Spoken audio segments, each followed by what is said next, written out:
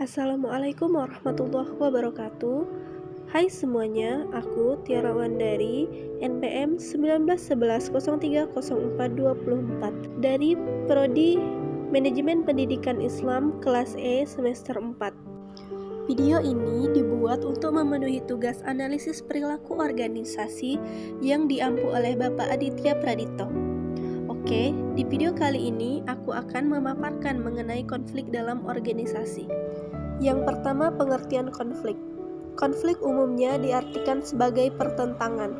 Sesuai pendapat Owens yang mendefinisikan konflik sebagai suatu hal yang muncul bila terdapat ketidaksesuaian atau pertentangan. Adapun menurut Robbins, menguraikan konflik sebagai suatu proses yang timbul karena pihak pertama merasa bahwa pihak lainnya memberi pengaruh negatif atau akan segera mempengaruhi secara negatif terhadap yang diharapkan oleh pihak pertama. Dengan demikian, sesungguhnya konflik dapat muncul di mana saja, kapan saja, dan pada siapapun selagi ada ketidakcocokan atau pertentangan. Selanjutnya ada bentuk-bentuk konflik. Secara alamiah ada 5 bentuk konflik yang didasarkan atas perilaku konflik. Yang pertama, konflik dengan diri sendiri. Kedua, konflik diri sendiri dengan individu lain. 3, konflik diri sendiri dengan kelompok.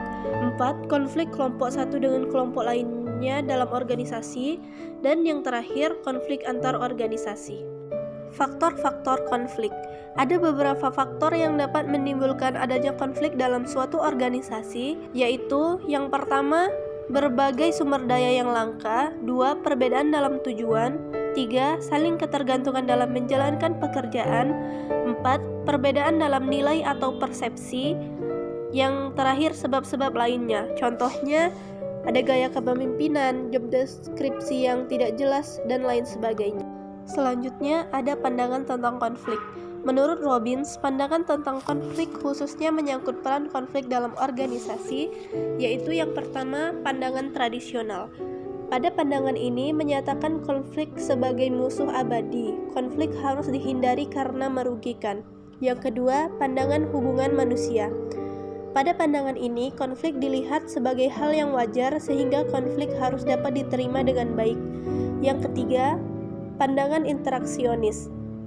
Pada pandangan ini mendudukkan organisasi sebagai sistem yang berada di tengah-tengah sistem lainnya.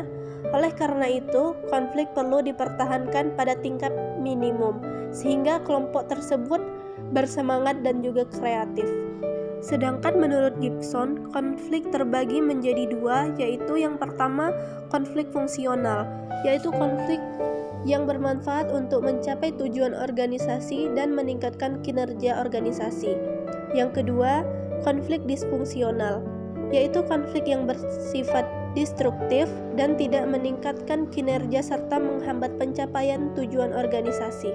Selanjutnya, strategi dalam pengelolaan konflik. Secara umum, strategi dalam pengelolaan konflik yang diajukan oleh Frost and Wilmot terdiri dari 4 bagian. Yang pertama, menghindar. Cara ini tergolong paling tradisional, yaitu menjauhkan diri atau organisasi dari konflik.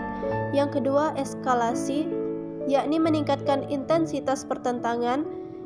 3, reduksi, yakni menurunkan intensitas pertentangan. Yang terakhir, pemeliharaan, menjaga keseimbangan agar konflik tetap ada namun dalam kadar normal.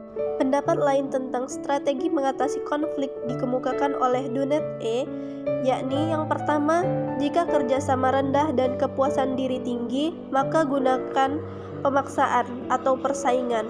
Yang kedua, jika kerjasama rendah dan kepuasan diri rendah, maka gunakan penghindaran.